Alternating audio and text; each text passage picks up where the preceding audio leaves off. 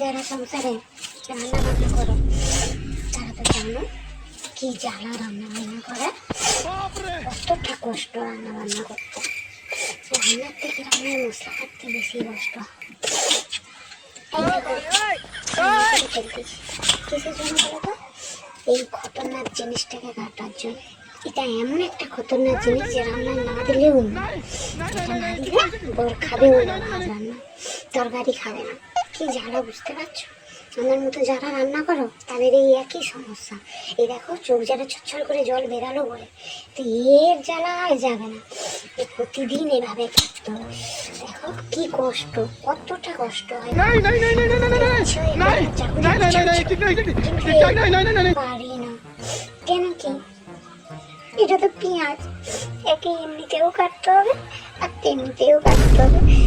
পিঠা পিঠা শুধু আমার কষ্ট, এই চোখের জলগুলোই পড়বে। আর পারি না, এত কষ্ট। কি যে করি, এই রান্না বান্না থেকে রান্না বান্না থেকে মুক্তি চাচ্ছি না, পেঁয়াজ কাটা থেকে মুক্তি চাই। কিন্তু পেঁয়াজ কাটা থেকে মুক্তি আমাদের আর নেই।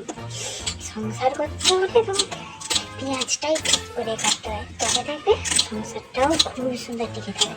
নাহলে সংসার রসা চলে চলে যাবে, স্বামীও ঘুরে যাবে এরকম চচ্চর করে। তাই সংসার করতে হলে রান্নাবান্নাটাকে ঠিক করতে হবে, পেঁয়াজটাকে ঠিক করে কাটতে হবে।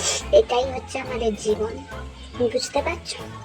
তোমরা বলো কাদের এরকম কষ্ট? দেখো চোখে জল বেরোচ্ছে, চোখে জ্বালা, চোখে গুলগুলানি, আর পাচ্ছি না। এত কষ্ট যেন এর থেকে যেন কি বলবো, এর থেকে যেন না মনে হচ্ছে এটাকে যেন কুচ্ছি কুচ্ছি করে দিই। আর পারবো না ভিডিও করতে, রাখি। চোখ দেবার ঝরঝর করে জল বেরোবে।